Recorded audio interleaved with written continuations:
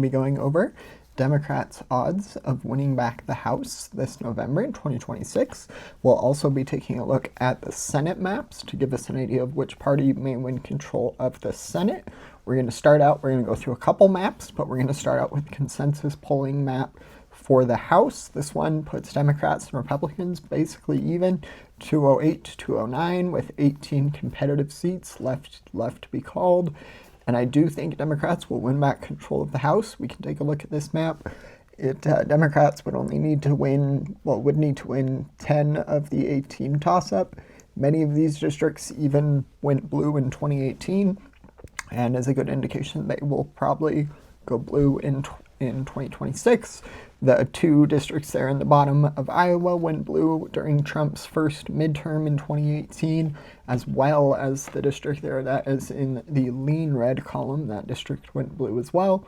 There has been quite a bit of gerrymandering going on. Really, both parties are guilty of it. Started in Texas this latest round, and I would argue, though, that Republicans have certainly done the vast majority of it, especially in southern states.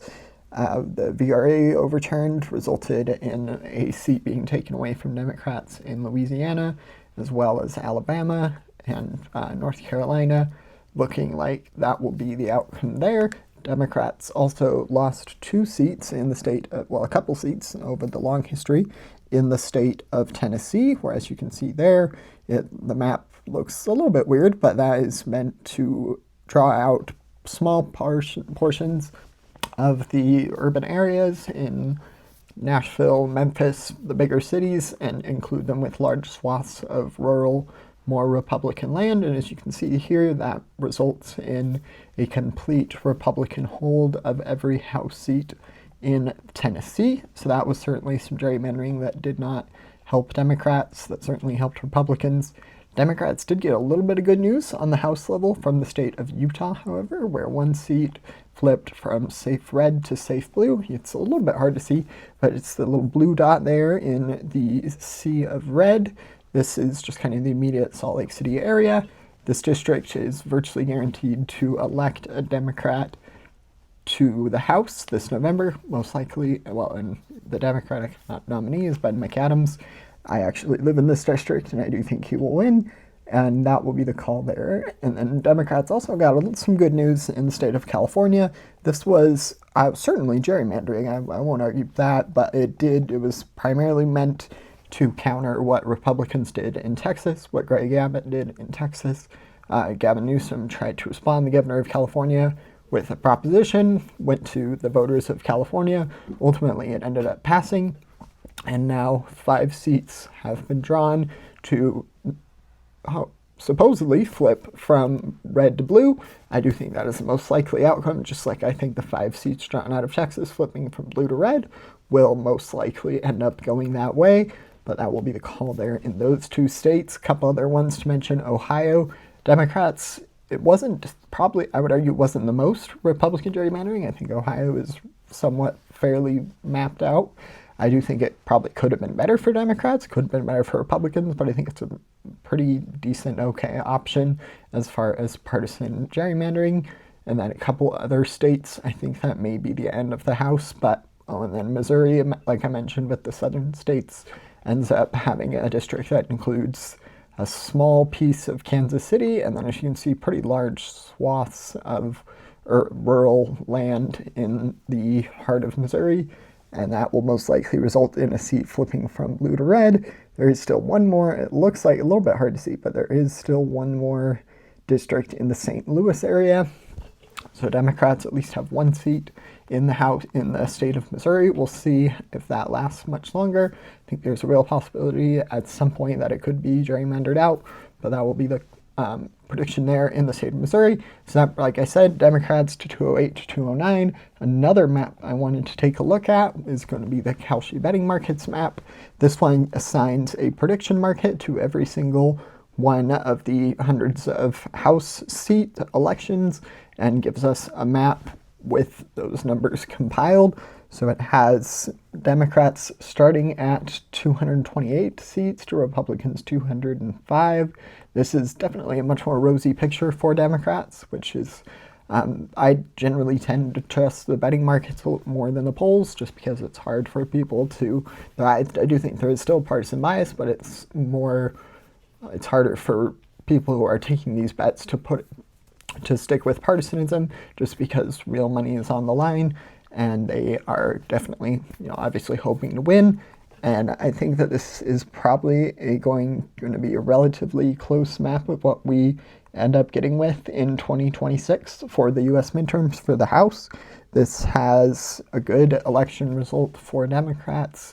Democrats could afford to lose they could afford to lose all of the tilt blue states, or tilt blue districts, and even one of the lean blue, and still win back control of the House. It does not take very much for Democrats to win back the House. We can take a look here at the current makeup of the House. Currently, Republicans are sitting at 219 seats, with Democrats sitting at 212. So it would not take much. Republicans can they can afford to lose one vote from their party's caucus, one vote from the Republicans, and still pass a bill. But for Democrats, it would not take many seats to gain, and now is shaping up to be a good year for Democrats. We can take a look at the prediction markets. According to the prediction market at large for the House race, the overall, which party is expected to win back control of the House, it has Democrats. Last I checked, it looks like it's at about 84% chance. So Democrats are certainly strongly favored to win back control of the House. We'll take a look now at the Senate, which is going to be a bit more of an uphill battle. We'll start with the state, let's see here.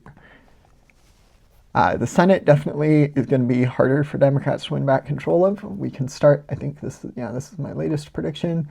We'll reset the map. So I don't think I've ever done this before. This is what the Senate map looks like according to the consensus polls.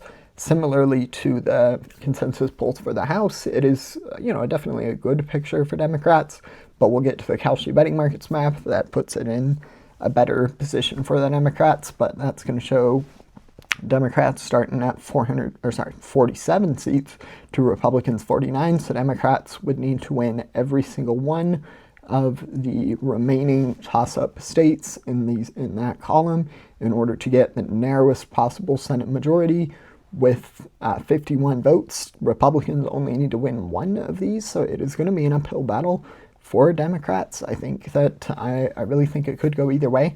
Currently, Republicans have the slight edge in the overall Senate betting market map, betting market prediction model, and it'll be interesting to see what happens. Currently, I have Democrats winning a narrow control of the Senate, and to get another map that will kind of give us a way to back that up, we can get now to the Kalshi betting markets map.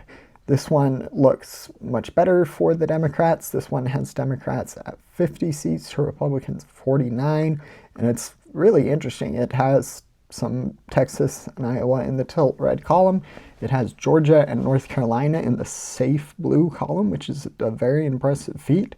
I'm not sure I'd go that far, but I do think that Democrats are most likely going to win those two. And then it has the state of Maine in the tilt blue column, Michigan lean blue, and then Alaska, which will be crucial for Democrats if they want to win control of the Senate. Yeah, and then really it just has the one toss-up state of Ohio, so really whichever way Ohio goes will end up being the deciding vote maker on which party controls the Senate. And I tend to agree with this. Generally, the last state I have to call is the state of Ohio. Lately, I do think it will most likely end up in the Democratic Party's column, but as the prediction markets say here, really a true toss-up. Whichever way Ohio goes, so will control of the Senate. There could be a situation where that doesn't end up being the scenario, but at the moment, I do think this map, with Ohio being really the kingmaker, will be the most likely scenario come this November for the U.S. Senate midterm. So like I said, Democrats largely favor to win back control of the House. The Senate will be an uphill battle. I think it's possible. I think either party, I think Republicans are probably going to have a good shot at keeping in control of the Senate. Democrats would have to pull up a pretty big upset, so that will be a harder task for them. I think it's certainly a possibility, but for now, that will be the call. Don't forget to like and subscribe. Thanks. Bye.